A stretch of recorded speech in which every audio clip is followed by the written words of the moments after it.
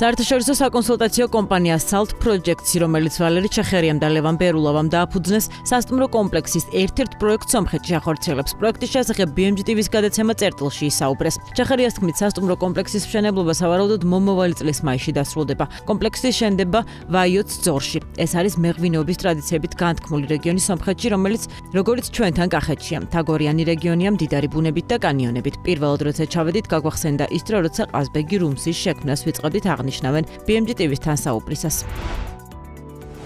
2025 დასასრულს უახლოვდება ღვინის ეროვნული სააგენტოს ინფორმაციით ამ დროისთვის საქართველოს მევენახეობის რეგიონებში 71,000 ტონაზე მეტი ყურძენი გადამუშავდა, რაც ბოლო 30 წლის ყველაზე მაღალი რეკორდული რაოდენობის მოსავალია. ქვეყნის მასშტაბით მოსავალი 22,000-მდე მევენახე ფერმერმა დააბინა. გადამუშავებული ყურძნიდან დაახლოებით 200,000 ტონა ყურძენი კერძო სექტორმა შეიძინა. წელსრთველი განსხვავებული პირობებით ჩატარდა და კახეთის რეგიონში ღვინის კერძო კომპანიებზე სუბსიდია აღარ გაიცემოდა. შესაბამისად, კომპანიებს ყურძნის შედარებით მაღალ ფასად შეწყდა მოუწიათ. როგორც BMG-ის ღვინის კომპანია რთველში განუცხადეს, საფერავის ტიპის ყურძნის შემთხვევაში სხვაობა დაახლოებით 20 თეთრი იყო. მიუხედავად ამისა, კომპანიაში ამბობენ, რომ რთველის სუბსიდიიდან ეტაპობრივი გამოსვლა სწორი გადაწყვეტილება იყო. კომპანიის დირექტორის თორნიკე ჭიკაძის განცხადებით, წლევადნე რთველში ერთ-ერთი გამოწვევა კლიმატური პირობები იყო, რამაც ხარისხზე ნეგატიური გავლენა იქონია. ცნობისთვის გეტყვით, რომ მიმდინარე წელს ჭარბ ყურძენს სახელმწიფო საწარმო შპს მოსავლის მართვის კომპანია ხარისხის მიხედვით დიფერენცირებულ ფასად იბარებდა.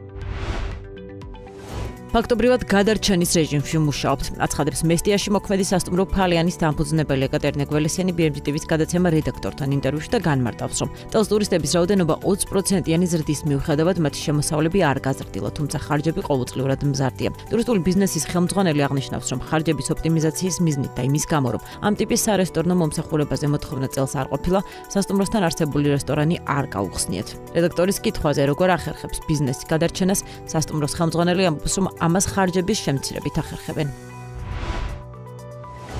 საქართველოს რბილი სათამაშოების იმპორტი შეუმცირდა. უფრო კონკრეტულად ოფიციალური მონაცემებით ქვეყანა მიმდინარე წლის იანვარ-სექტემბერში 86 ტონა სათამაშოები იყიდა და 98,000 დოლარი გადაიხადა. მაშინ, როდესაც გასული წლის ანალოგიურ საანგარიშო პერიოდში საქართველოს მიერ შეძენილი რბილი სათამაშოების მოცულობა 118 ტონა იყო, ხოლო გადახდილი თანხა 201,000 დოლარს შეადგენდა. ეს კი ნიშნავს, რომ საქართველოს იმპორტი 51,2%-ით შეუმცირდა, ხოლო მოცულობაში 27,1% კლება დაფიქსირდა. ქვეყნისთვის მთავარი საიმპორტო ბაზარი წელს გაერთიანებული სამეფო იყო, სადაც საქართველოს 9 თვეში 59,000 დოლარის ღირებულების 51 ტონა სათამაშო შეიძინა.